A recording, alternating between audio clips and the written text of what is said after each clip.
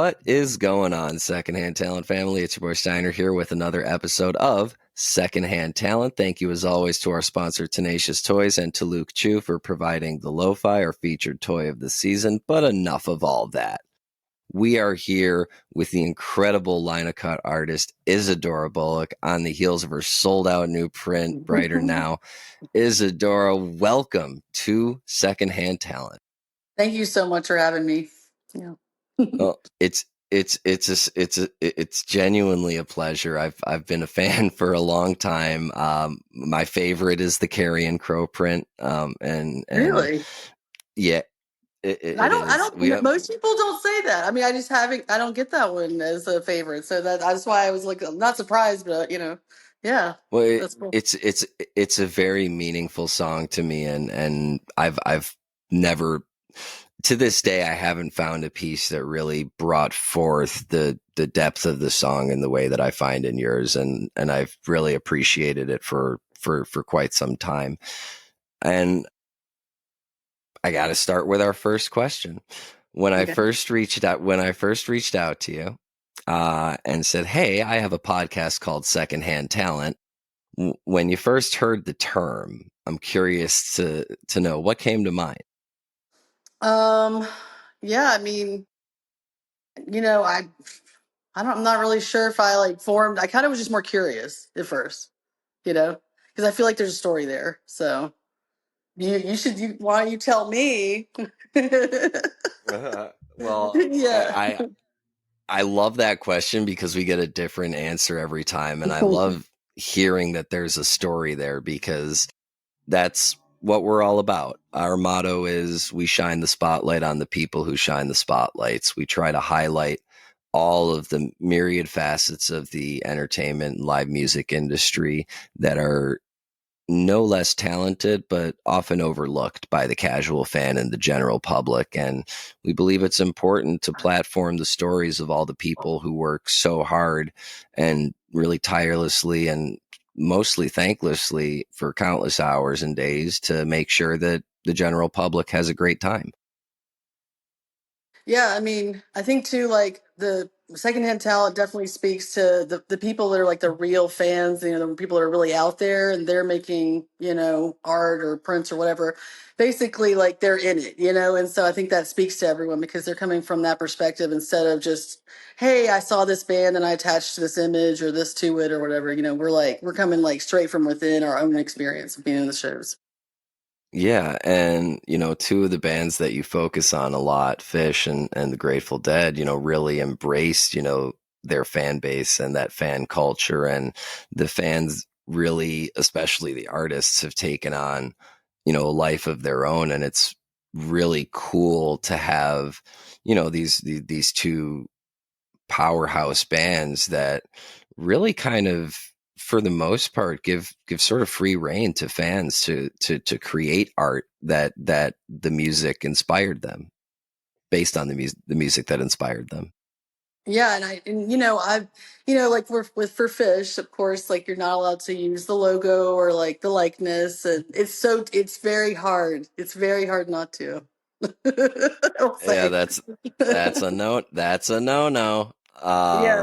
Yeah. But no, you're right. But the magic of it is that, in my opinion, anyway, is that it makes the artist express it in a way that is non-traditional. It's in a way that is not focused on the band. It's focused on the music and the message of the music.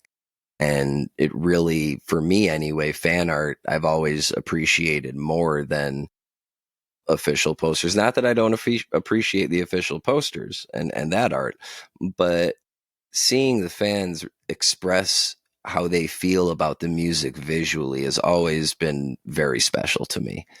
And I'm curious, what were first, I guess, what came first for you? Was it music or was it art? You mean for my life, it was definitely art. So my mom and my dad are artists. Okay, my dad's a painter, photographer. My mom's a graphic designer and painter. So from just the very beginning, they just had piles of art supplies and paper and, just out at all times.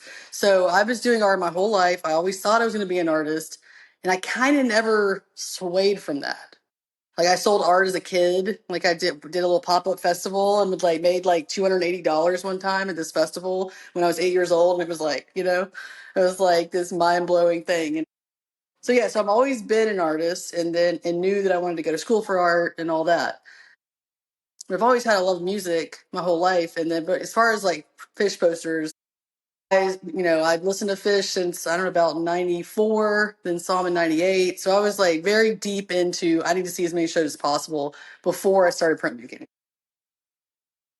So when was that moment, 98, I mean, talk about a great year to start seeing Fish. What was the moment for you when you found that you wanted to meld those two? Art being a lifelong experience, and then, music obviously coming a little bit later.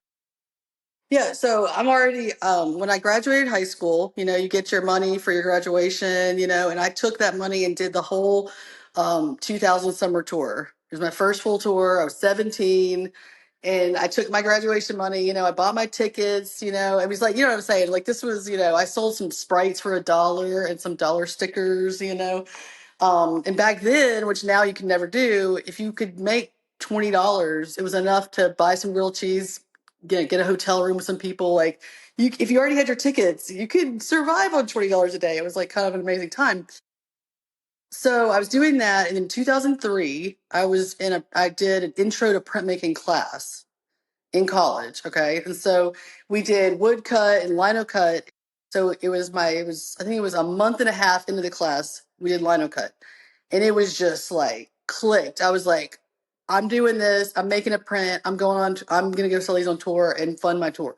It was like an immediate sort of thing, and I just made, yeah. So that's how it just started. I was like, this is the right way to actually bring that, those two together. Cause you can't just sell a painting, at a show is very, I mean, you could, but yeah.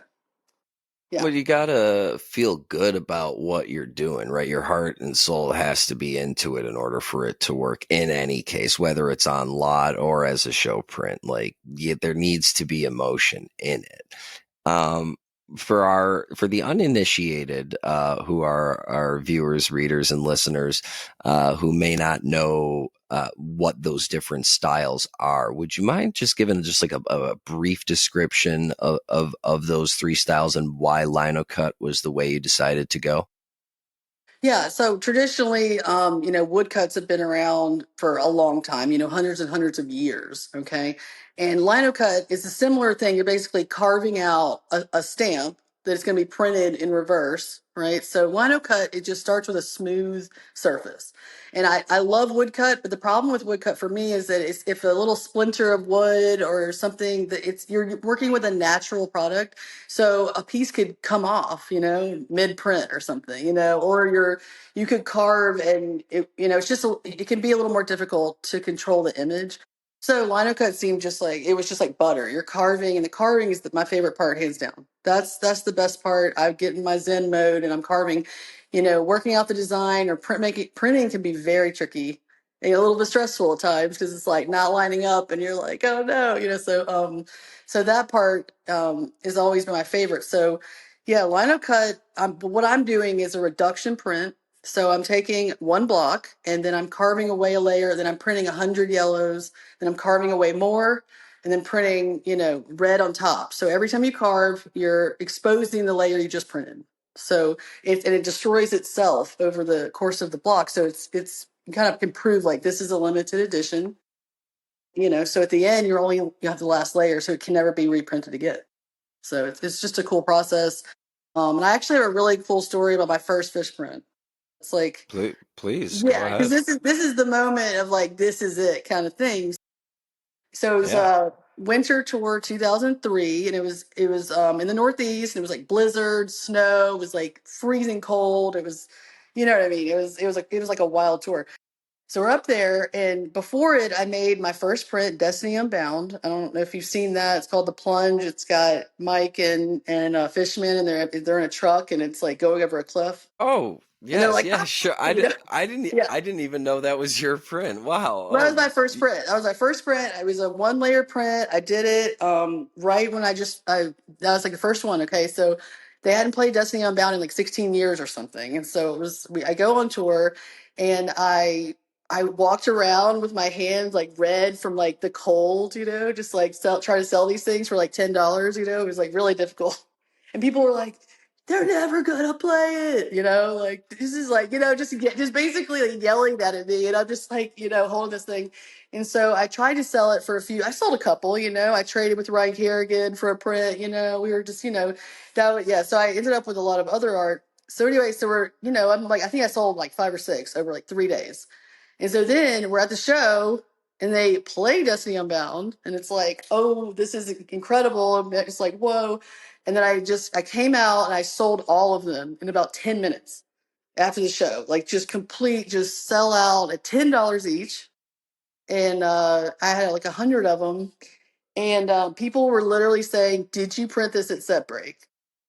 Which is huh. just so funny to me. They're like, yeah, it's like, they were like, did you design this in the first set and then go print it during separate? And I was like, trying to explain to people that no, like this is just this epic thing that happened. And so then it's like I sold out my first print. I'm hooked. I mean, that was it.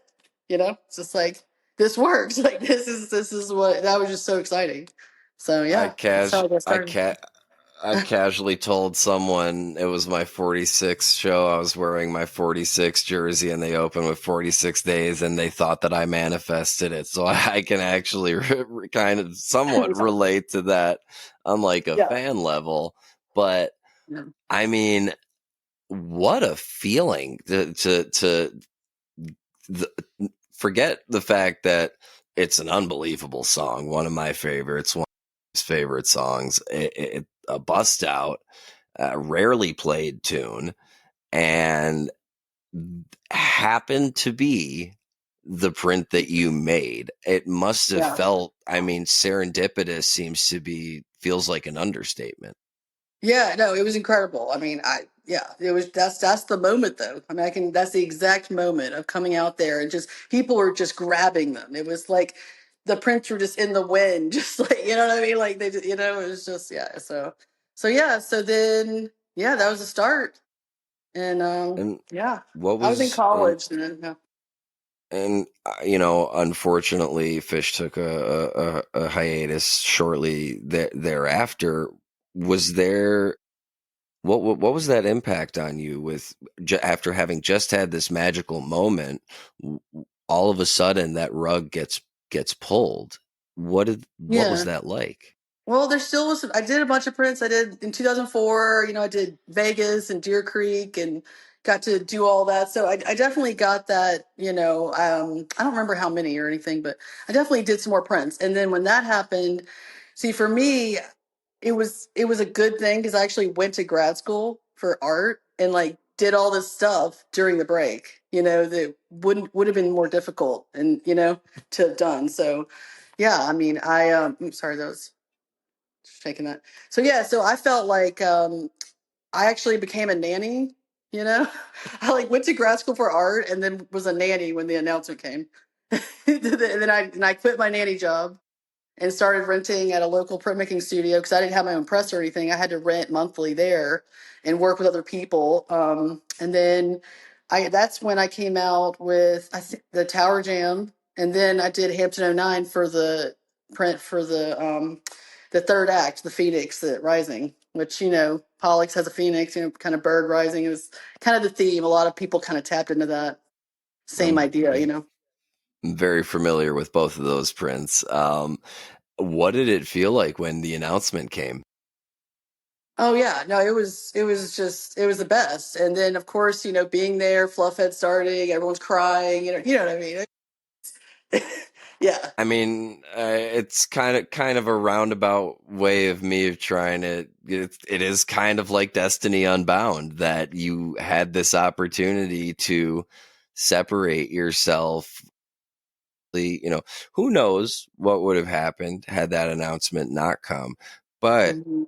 Yeah. the fact that it gave you that space and room to grow as an artist, did you feel that the art that you were creating upon the reunion was, like taken up a notch based on what your previous works were? Oh yeah, yeah, I definitely think so. I was definitely trying to getting more intricate, more layers, but it was, yeah, the excitement of just getting to like quit your day job and go back on tour too. It's like the art made it happen, It's like then now I'm back in my element, Yeah, and that it actually feels, there's that hiatus, and I just took a 6-year hiatus, So I just had my own personal hiatus, and I'm back now. So it is kind of like a second one, second one for that, as far as me working in print and stuff. So, I mentioned the Carrion Crow print earlier. When did you start making Grateful Dead related artwork? I haven't made that many. I did the G50, and that was that print. And I actually have designed some prints that I haven't done. You know what I'm saying? So there's well, yeah, there's definitely a few ideas that could be in the mix. Yeah, but mostly Gotcha. fish, mostly fish. Yeah, yeah. What prompted your hiatus? So okay, so 6 years ago, yeah, I had my daughter Iris, and it's like pregnant, and then had a baby, and then COVID, and then now she's in kindergarten. So it's like I'm back at it. Now she's going to school, and I finally have the time, to do it, and yeah, it's good timing for that. Had you stopped seeing fish during this period, or was it just a hiatus from art? Yeah, I wanted to. I saw, let's see, I did like 3 day in 2000, gosh, 2000, we went to 3 nights of Charleston, and then we took her to the two Wilmington shows.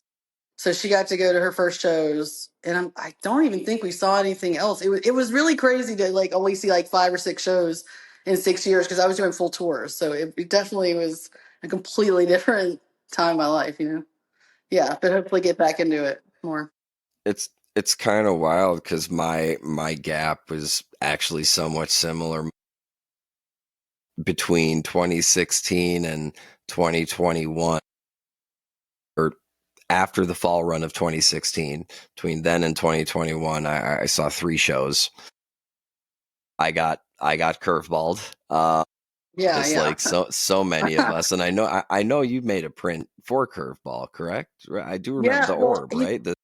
yeah, well, actually, I made 3 tiny prints, and the crazy thing about that is I was going to give away all of them. It was like I wasn't even like making a curveball print, and what's crazy is I have hundreds of of these curveball prints that have all different color combinations and all kinds of stuff. I mean, it's like a thick stack. I don't really know what to do with those, but Well, I would definitely like a few. So okay, yeah, I will definitely do that. I caught the Alpharetta 2018 run. That was the only 3 shows that, and then it was just kind of, just impossible. I wasn't living in the country at the time, and I rarely made it back. And I flew in for Curveball, No, yeah, 6,000 miles, and wow. Okay. wound up seeing. I think we drove to Buffalo and went and saw Beyonce and Jay-Z or something like that. It was a really weird weekend. It was a very, very curveball kind of weekend. What was your? I mean, I know my reaction when the announcement came on the Well, bunny that how far away were you? Is the first question I need to know. How far away were you there, or like traveling there when you found out? I was walking back to our tent. I we Oh, okay. Oh, our so you were set whole up. our Oh whole my God, camp was that seems way set worse to up be set up. on Thursday. We're like, is Oh, there going to be a sound check? Are they going to play anything once we got the announcement? All of a sudden, I'm just hearing "taste the turbidity," and like what is that word? yeah, we were 3 hours away in the car, and Oh man. someone called. and said it. It's like, of course, you think it's a joke. You're like, yeah, and, whatever. You know what I mean? Like, no one believes it. You're in denial, and then you start sinking in and sinking in, and it was just like, all right, but everyone had all their stuff. So I have a group of friends that I've been seeing fish with for 25 years. The Uno crew. We're the Uno crew. But yeah, we made a lot of cards, sent them out. They started sending out cards and making those in the 90s. So this is like my people. This is my like crew, that I'm with. Yeah.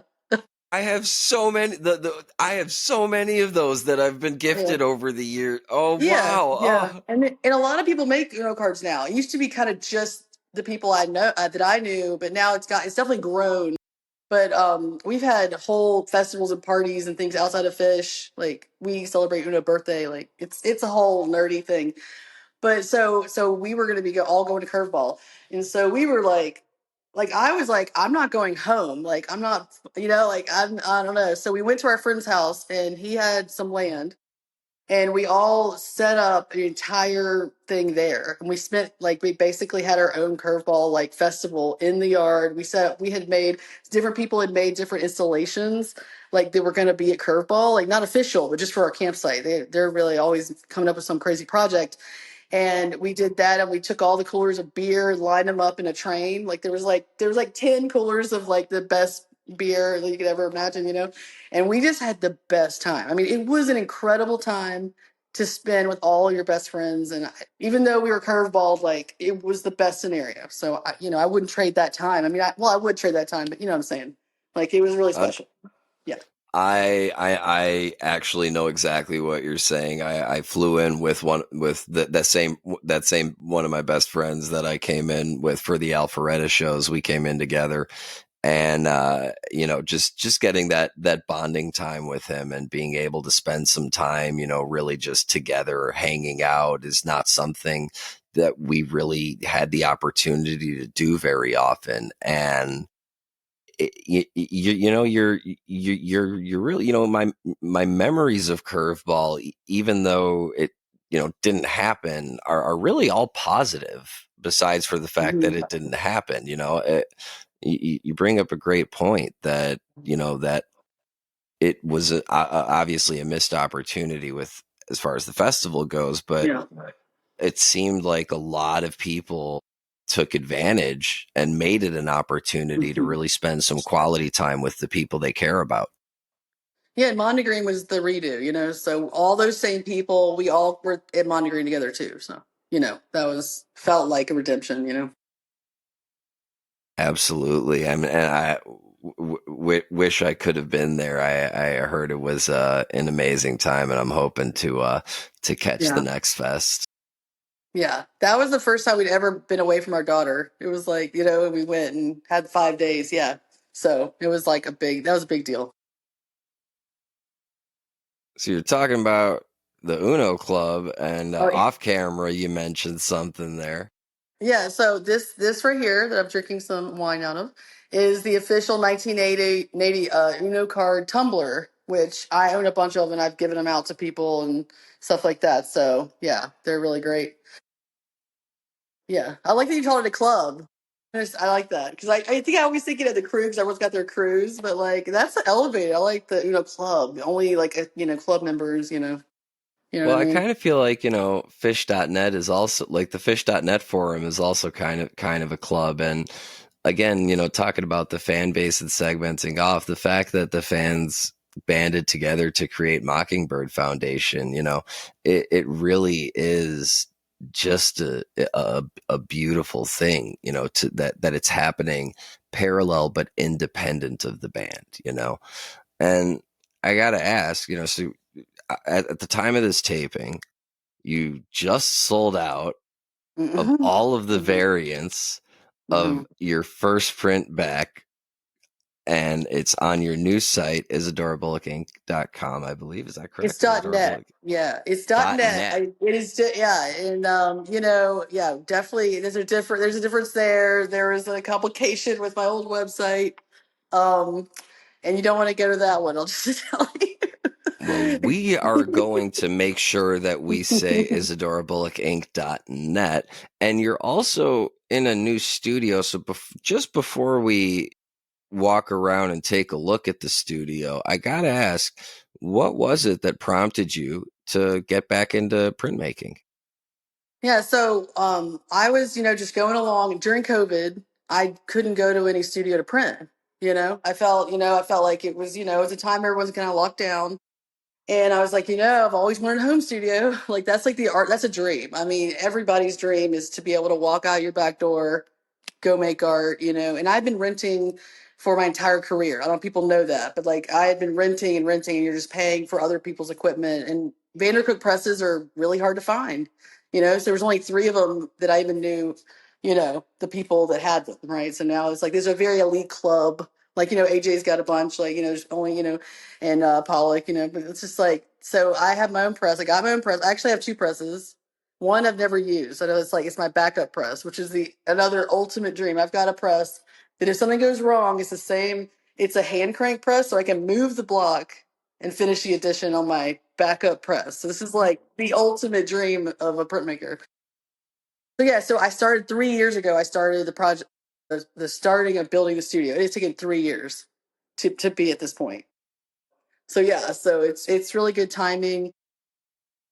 And this is, I don't need to get all into it, but with Hurricane Helene, my husband's business, 42 Gallery, was completely destroyed. I don't know if you know that, if you're aware of that, but it's a really good. Wasn't. Oh, okay, so yeah, he had a glass blowing studio and gallery, and 6,000 square foot right in the River Arts. It was 25 feet underwater, not rebuilding, like can't rebuild, very in debt. It's just like the worst possible thing that we just went through. So I feel so lucky that now it's my turn. I have the studio, I've been building it, and now I'm taking over and really helping our family and able to make prints again. So it's like that's all this culmination here of all of these things, these terrible things happening and trying to rebuild. And so yeah, so there's that. So yes, I'm really extra happy to have a studio. But yeah, so we walk out of my house, which and we built a deck, and then here's the studio. And I don't know, I haven't really walked around with this thing, so um Let's go. We're gonna figure it out. okay. So what So are we looking at yeah. here? Okay. Yeah, so this is my new studio. All right.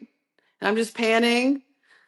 And I saw your toys, so I really got to show you this corner, my nerdy corner over here. Yeah, check that out. We got. I always wanted the hair bantha, like the one with the actual hair from the '97 series. That was like, and like I kind of have a stormtrooper collection that I've been collecting here. This big one is an 18 inch, and the small guys down here are like 6 inch. So that's how the scale. This thing is like, Holy. right. These are You that's got yeah. you've got a whole squadron over there. That's wild. I know. I even got a little Palpatine over here chilling. He's chilling on the corner. But yeah, so I collect kaiju toys, and I don't even have them. I haven't built the shelf yet. Like here's a there. This is an original Nick DeFabio painting of my favorite kaiju's right here. Love Nick. Oh Great yeah. Oh human my god. being. Epic. So yeah, see this guy, and if you see this, if you look up, it's the same guy here at the very top. I don't know if you see that, but this is this guy. So yeah, so this is the original Nick DeFabio. And then this one, I've got that's vintage. I've got some here. I got a bunch of stuff right here. This guy is really cool. Okay. Yeah. So yeah, I actually have about Yeah. 100 kaiju's that are not featured right here. Okay, we got the 24-inch xenomorph. Yeah, I'm also really into plants, and I have perennial gardens and like have a huge out there. It's nighttime, but so here I got check this out. My mom did this in the 70s. This is a painting of a clothesline of pants. And here's my drying rack, which you can put 400 prints on. Here, his this is his linocut Godzilla. I don't know if you've seen that. This I've got my little look. I've Wow. got this is where I print. I've got my records. I've got like a turntable right here. This is where I stand when I'm printing. My rug, yeah. Yeah, I have about 400 records in the house, like there, too. So my dad did this in the 70s. Okay, so we got my dad here, and this is the press. And then over here, my mom did this in the 70s. Okay, this is Space Monkey. This is like a very famous painting in my group of friends. My our wedding, this was the theme, the intergalactic union, and we had this painting. It was on all of like the decorations and like everything. Our whole wedding was like Wow. space themed. So yeah, and this is a Sagas I piece, mean, an original right here, Sagas. So I see this is where. Oh yeah, it's epic. And that he had a show at 42, the 42 gallery. So yeah, so got my couch. I got my old booth from like it's like from some sort of like I can't remember what he that's said. a I think it's like diner a booth if I've yeah, it's ever like a seen water one. yeah, Wow. it's like a water park like booth and like was in the food court. Got a Yamabushi over here. Herbie Hancock Yamabushi. Yeah, this is original, and my friend gave me for as a wedding gift. Chris Kelleher. It's called the Honeymoon. Yeah, this is my dad's crystal photography. He grows his own crystals and was doing it since the 80s, and then photographs them through a microscope. Time out. Time out. That's a photograph. Oh yeah, yeah. With a mic, it's a microscope camera attached to a microscope where he grew his own crystals. There's like he has millions of these, and they can all be reproduced up to 2 to 3 feet because it's on a slide. Totally crazy, like insane, That's untapped stuff. so fucking cool. Oh yeah. Well, yeah. I've got an original taste over here. Oh, I love this thing. I haven't figured out where to put it. This is an original poster. Right. Look, you can see it's you see it said, it's I gotta tell you something really funny about this. I collect this particular image of Zappa. I have an uncut ticket stub of this, and I have a vinyl of this, and I have a 8x10 of this, all from the same photo shoot with the same pink terry cloth. It's like totally like I'm just obsessed with that whole time. So this is Trying to lift my jaw back up.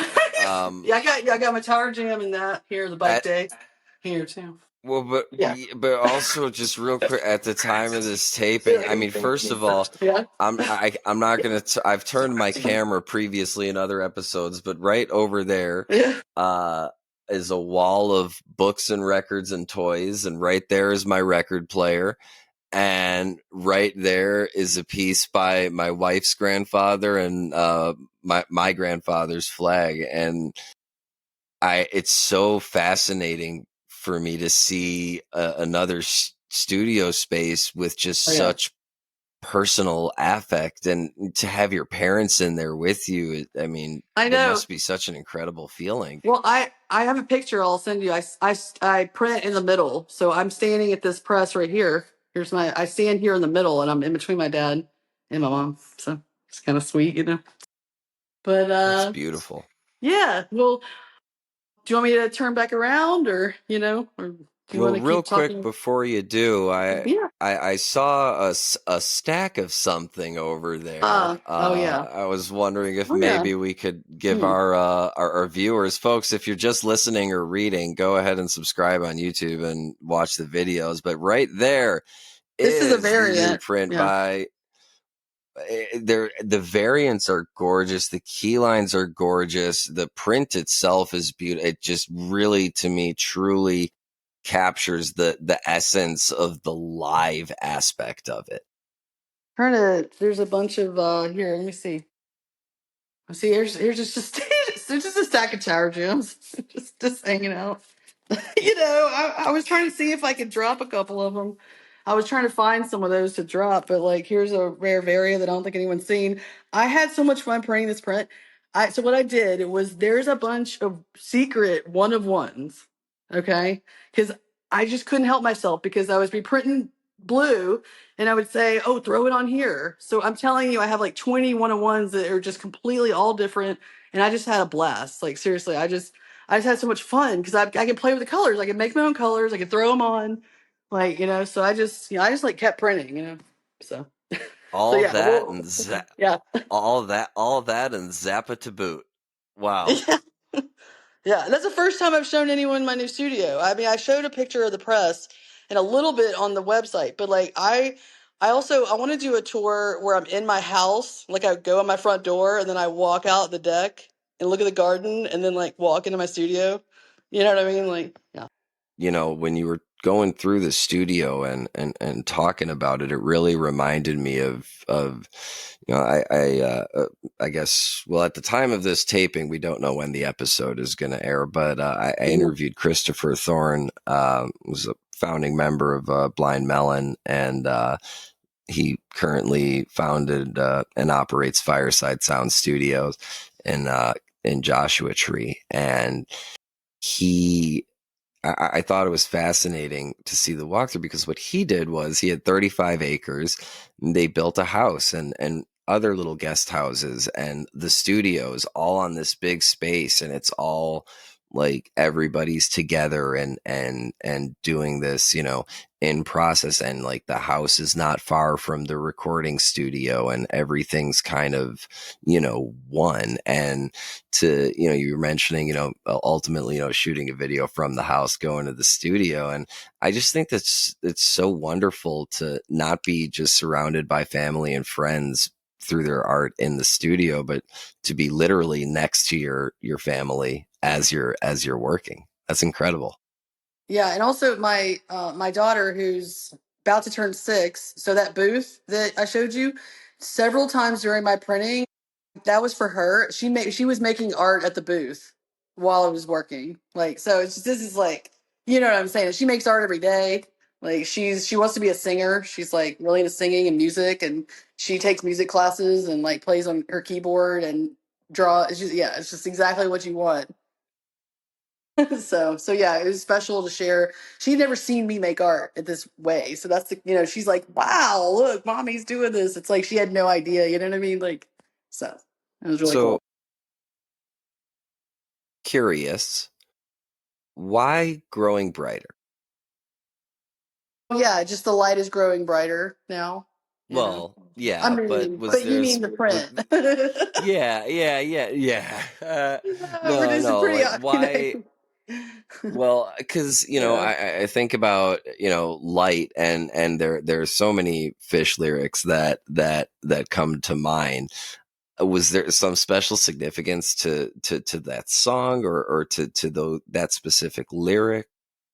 Yeah, I mean, so I did my first light print, and well, actually, you know what? I did one in 2009, a Philly light print, which was a little bit different. But the one in this kind of format I did in 2013.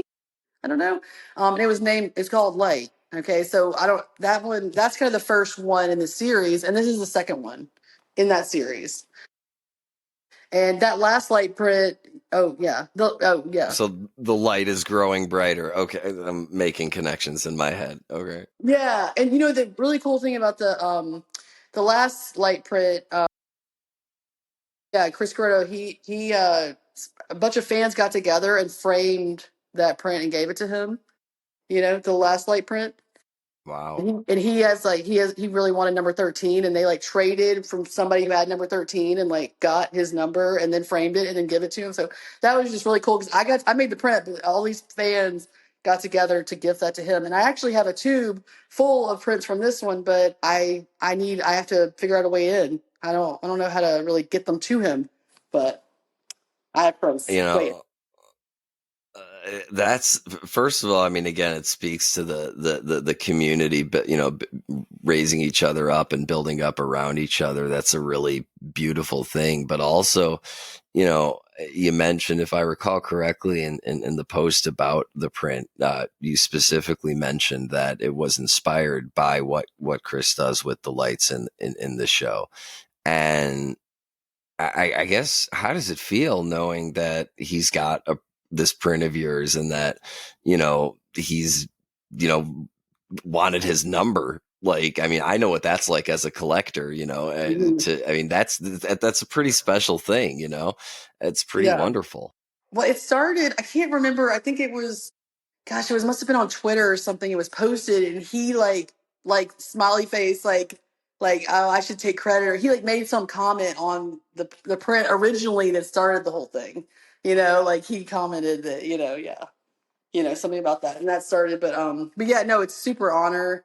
And I always wonder if Fish, like, if they, what images of mine they've seen, because it's just been if you would think like they just, even them seeing one. I've gifted Mike several prints in person, Just that because Wow. it's you know how he has the shows where he would stay and like sign stuff and he's like really like into the crowd. So yeah, I know that he has the Colorado Buzz and the Honeycomb print, and he has a portrait I did of him, which I got my cease and desist order about, and I haven't done the likeness since. But he has one of those. It's the Take Me Out Cactus Mike print. That was from 2010 or something. So I have not used Fish's likeness in any way since 2010. But yeah, so Mike is a real one at his shows. I remember in, oh gosh, 2013 or 2014, I think around then, seeing MGB come through Chicago, and he, it was at Park West, I think, and he came out to hang out with Scott and all the guys. Uh, I had a copy of his book with me, yeah, I have a first edition. So yeah, I know it well. and I asked him, I asked him to sign it, and he just looked at me and went, "Huh, I haven't seen this in a while." And then and we wound up having a beautiful conversation, and they came through last year, and they all remembered me. And I got to hang out with the crew and the band after the show at Talia Hall, and it was just, you know, it's so wonderful when the people who you make art that inspire the people who inspire you to make that art are so receptive to it and and appreciate it for what it is. I mean, I just think that's so amazing. Yeah, I've definitely loved trading with other artists. I used to trade all the time, but I just have stacks, of every lot artist, like all the prints. I mean, I can't even tell you. I flat like huge flat files just full of traded lot art. So that's always fun to just I get other mean, people's work. I'll bet part of, I mean, one of the, I think the quintessential, part of the fabric of the scene is being on lot art. I mean, it's kind of transitioning now into fan art and more, a little bit more of an organized experience in addition to lot. I'm not going to give an opinion on that.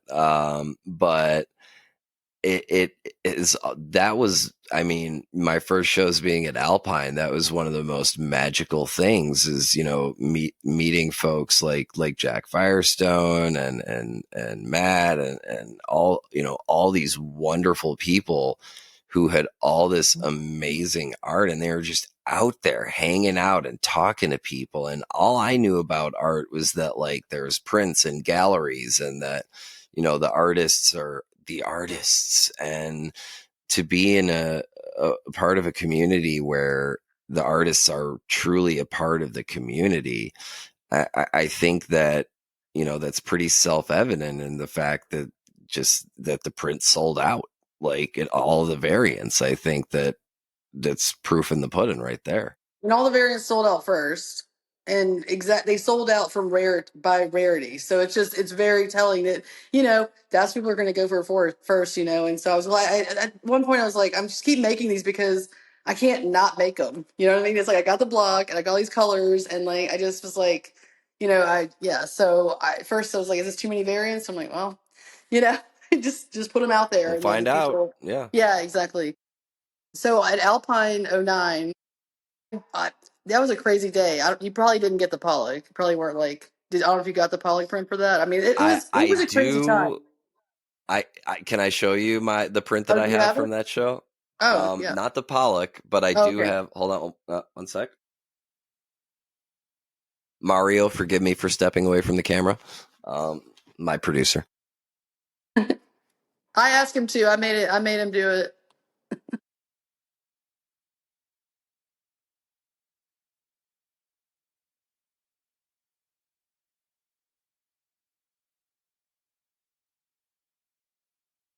Genuinely wondering. I to this day I don't.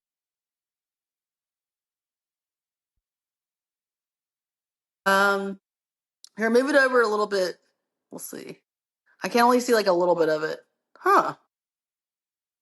Yeah. Is it look like? Is it a screen print or Combined Valley? It looks like Huh. either a screen pin or a block.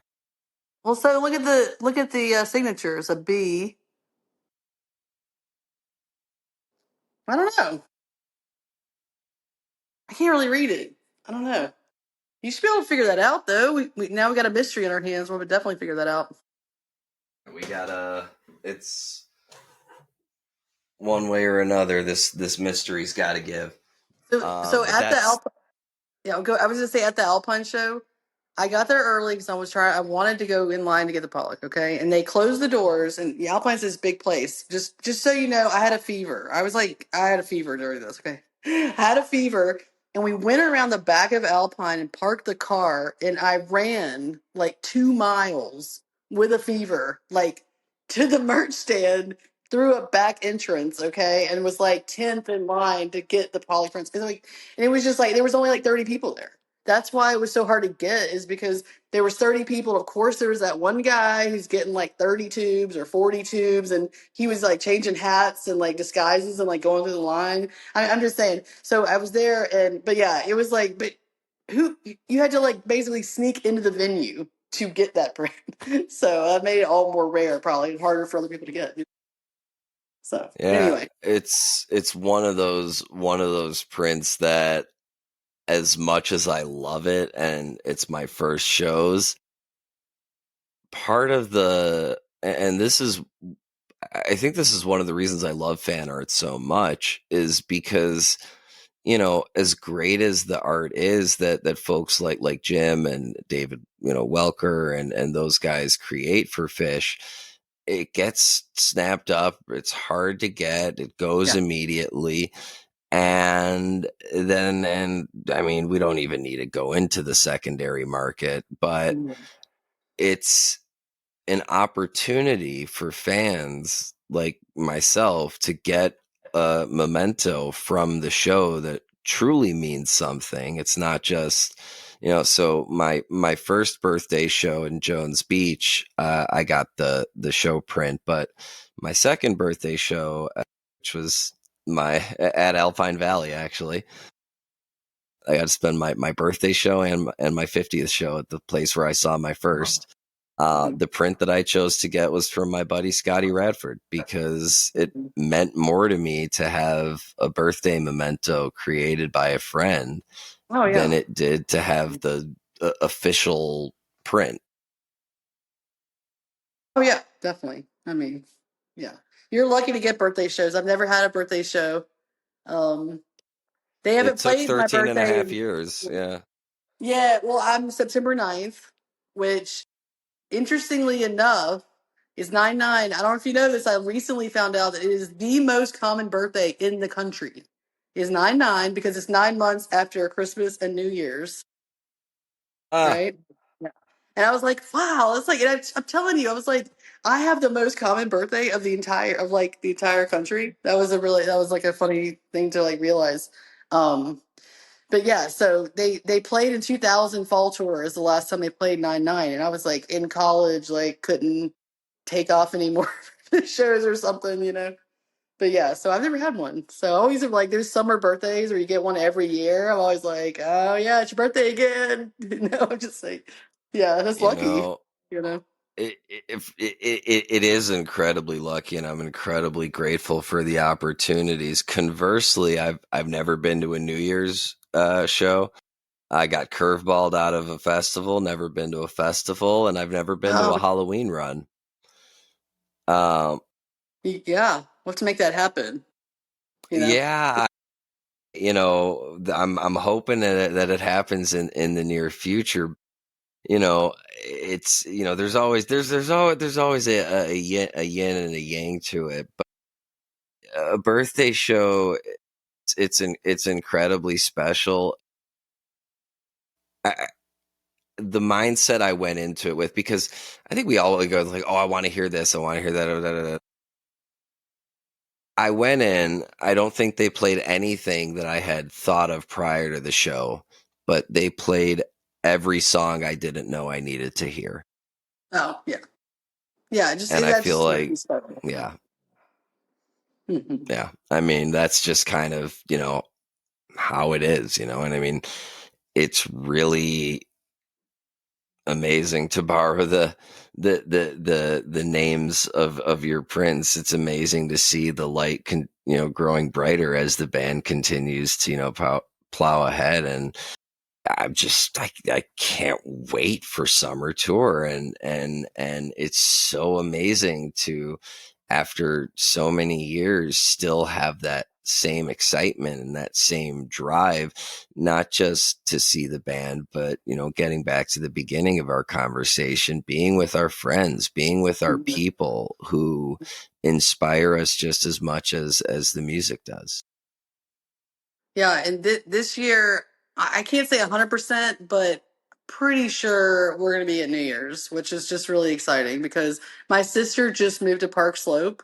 Like, so I have a free place to stay. So I'm like, and she just moved there. So it's like, I'm like, this is just like, yeah, I got to take advantage here. you know? Yeah. Yeah.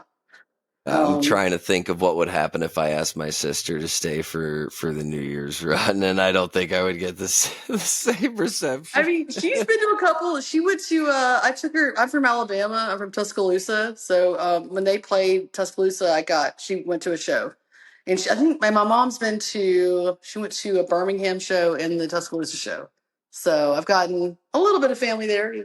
Just but The 2018 run was one of the most special for me, that Alpharetta run, because I was with my brother Ben, and that was the only Fish shows, or rather, we may have seen them together once, I think, at Deer Creek over a decade ago, but yeah. to go to a full run with him and travel and just be on the road with my brother and one of my best friends was really just, it adds so many layers to the magic. And then the weekend ends with the You Sexy Thing reprise, and it was just like just magical. And it's amazing to see that, like, that the circle remains unbroken, and it just keeps moving, and that folks who have paused for a moment, like yourself, are coming back, and coming back with force. And it's wonderful to see.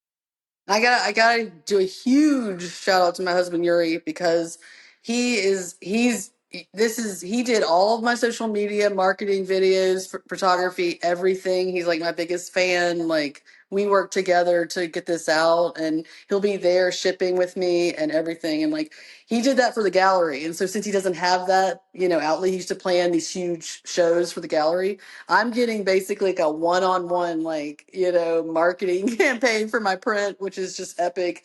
That used to be for an entire show of like 200 glass artists, so I'm getting like the most amazing stuff. And I'm just saying, he's the most supportive, best thing ever. I could go on forever, but I just wanted to say that he's like the one that's like done, he had these ideas for these slow-mo teaser shots and all that stuff.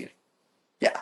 And So. folks, if you're not already, all of Isadora's social media links are going to be in the description here. So please do go check them out, because I gotta say, those videos are so cool. Watching Yeah. the Yeah. press operate layer by layer. And I do want to, before we end off, you mentioned something in one of your posts that I thought was really intriguing. Um, and you alluded to it a little bit earlier in the conversation, but the feeling of the layers being added and watching the picture come into form, because the linocut process is in stages, as you mentioned, and the block will only be used once because it Mhm. degrades with each press. I mean, is it also that sense of growing brighter as you see the art truly come to life? Yeah, and and not that I'm sure that happens with every linocut artist. You're always kind of like, ooh, like you're surprised by each layer. What I'm doing that is a little bit different is I'm basically I'm taking an image, which I collaborated with Scott Harris on the image, which I want to shout out to Scott Harris. He's amazing, and yeah, and I'm sending him like a suite of prints that he's going to be really really happy with. for his work here. But and I hope to really continue that relationship. Like I've got so many ideas. Like we've already been talking about another, collaboration. So but yeah, so what I'm doing that's really different is I'm taking that source photo and then I'm drawing a pattern, right? That's like my thing. I take a pattern and I take the image and I'm basically overlaying them on the block and I don't exactly know what's going to happen. And some linocut artists, they're doing a drawing and then they're really kind of, they know where it's headed. You know what I mean? They're carving each layer. My process is a little more like, okay, what do I want to do here? Like, and that's the part that I love the most is like, here, I've got these things. They're basically like this. And what do you want to do? Do you want to go this way or that way? And there is a really in the moment sort of thing. And I am sometimes surprised. And Yuri's always really shocked. So he's all like pulling up. He's like, what? And I see that insight. And it's really hard to see that until the final layer. But in my mind, I see it. And in my mind, like being kind of built off of the theme of Kuroda's lights, and the way that Chris kind of jams with the band, with his lights. It almost sounds kind of like that kind of a process, that it's like it's an art jam. Like, it's, who knows where it's going to go. We kind of have an idea, a loose structure, but unrefined, in the best sense of the term. And we had a lot of fun, like, coming up with titles for these, like, because I did that dark red variant. It's called Lucy Took a Walk. And it's like, if you're a fan and you know that the red lights are coming out, and that dark evil fish. And so that was just so fun. And then, like, the green variant, outside on my lawn, because, a lawn boy, they're going to go green. And it's just, that's all coming from just like a super fan that's been standing there, like, in the lights, and so I'm really, that was just a fun twist to kind of direct each variant to a different song based on the colors that I was feeling, with that. Well, I think that's special too for the fans and collectors of it, because I have a special affinity towards certain songs, as I'm sure we all do, and to be able to kind of redirect, like, yes, the lyric is from Light, but to be able to allude to all these other songs that the kind of, like, as you said, like, if it allows for collectors or people who are specifically connected to a song to see something different in the art, and another reason to grab a hold of it. And I think that's really special. Yeah. Yeah. That was definitely fun. I hope to do more of that, Yeah. So at the time of this taping, it's a little bit before the episode is going to air. So we're not going to talk about upcoming projects, but Isadora, thank you so much for being a part of the show, having this conversation with me. I learned a lot. I hope our listeners, readers, and viewers learned a lot. I hope they like and subscribe. And most importantly, check out all of the links in the description and the bio of this episode to check out all of Isadora's material. Isadora, thank you so much for being on Secondhand Talent. I really appreciate it. Thank you so much. And like, I feel like we just met, it's like, we're like really meeting here. And so it was really nice to meet you too, and be on the show. So I really appreciate it. And just having an interest and reaching out to me, like I was honored to do it. Oh, sincerely my pleasure. Folks, this has been an interview with Isadora Bullock. I am Steiner. This is Secondhand Talent. Thank you so much for joining us, and we will see you for another episode next Wednesday. And that's a podcast. There we go. We did it.